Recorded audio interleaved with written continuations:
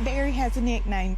He's called Plath Daddy. Welcome to Plathville, Season 8, Episode 1. If I had to see that, so do you. But we don't really usually cover this show. However, the last episode of the last season, that was Season 7, right, left us with a lot of cliffhangers. Who broke up? Who did this? Why did they treat these people this way? Are they ever actually going to apologize? And, I mean, we got some of those answers, but they got a whole season to fill up, so not as many as we'd like, you know. Welcome to Plathville began airing on TLC November 5th, 2019, and has started their 8th season. A lot of people at the end of last season were really hoping for a cancellation. But realistically, it's a TLC show, so your behavior can go as far as anyone wants it to, and you're never going to get any repercussions, including trying to ruin your sister's wedding, saying some pretty messed up stuff that is against just pretty much every community that you could think of, lighting fires, calling them names. You know, the list goes on, but I'm getting ahead of myself. Now, the parents of the family, that's Kim and Barry, right? But they're divorced now, even though they raised their kids in a super isolated environment where divorce was just not an option. So that's not confusing, I'm sure, at all for anyone. Kim just moved back to the farm and actually moved her boyfriend in, so they're all living in that area. They had 10 kids over the years, one of whom passed away in an unfortunate accident when Kim was not aware they were in the driveway and hit them with their car. Surprisingly, she is actually, according to the sneak at the end of this, going to talk about that this season. Of the 9 surviving children, you're only going to find 8 on the show because there's one who wants nothing to do with it, which makes complete sense. But last season, what did we leave on? Well, claims that somebody's nose almost got ripped off, which when you're getting insider tips from people, you really need to vet those people before you start saying that all over the internet, because at the end of the day, guy had a cut on his nose, got a couple stitches because there was a fight at Lydia's wedding that got completely out of hand, got physical because allegedly they were using a lot of slurs. One side didn't like it, the other side didn't like it. It was a whole thing, right? On top of the way that they treated Lydia and Zach, who is her fiance, it was just really, really horrible. They teased that conversation being a huge part of it. It's the last 10 minutes. You can fast forward everything else. The first part of it was a lot of catch up. What's going on now? Where are you? Which is completely out of date, and I'm going to let you know which parts.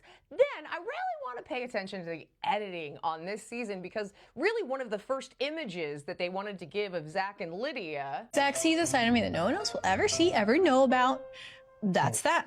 I think I've not only introduced her, but also watered the seed of curiosity for her in this realm. And so I think it's fun to see her and me just like interact in those ways. Know what it's giving, you know?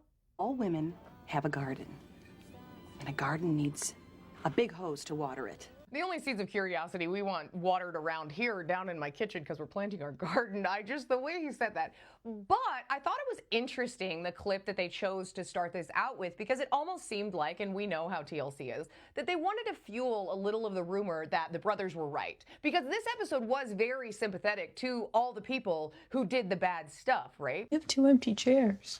I am excited to start a family and everything with you. And I feel like I'm ready to be a mother. I can agree. Yeah, traveling's really fun with you, though.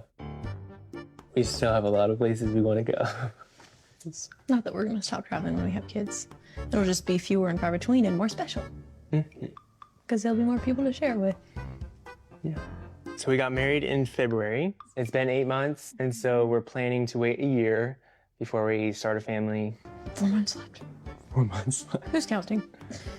Apparently you. They do seem genuinely happy in married life. However, they agreed that they weren't going to have a baby for the first year so they could travel. Lydia points out, well, we can still travel with kids. You can, but it's a lot different than when you're just that kind of couple that's doing stuff, right? Not to mention my rule on this, if one party's ready and the other party's not, then we don't, because it's just not fair to the kid. You want people that are going to be fully engaged, fully involved, not later being like, oh, I wasn't ready, that sort of thing, right? Because that can create a lot of problems in your older life. Then we hop over to Ethan, talking about his divorce and how she just won't let me go. Well, that's awkward considering their divorce was finalized February 25th of this year. Are you divorced yet?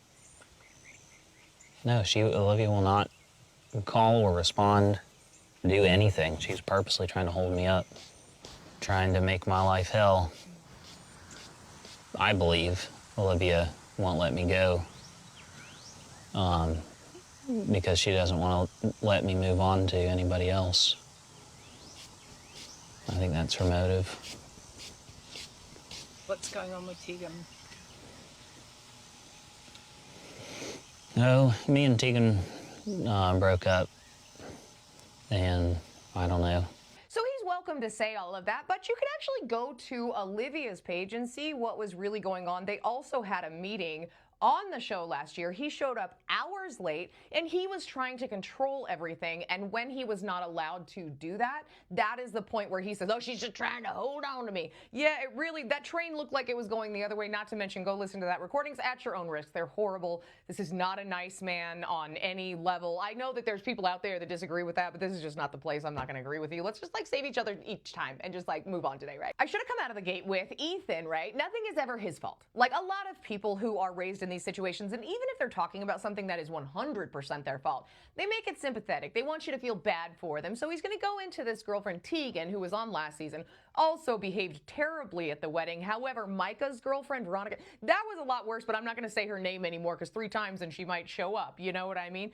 But he goes into why they broke up, why this didn't work out, even though the sneak hints that they got back together. Everything I can find says that they are still broken up. However, it's, you know, all everyone else's fault, and Olivia. I knew that she was tired of long distance, and I kept telling her that I would move to Wisconsin, and I never did.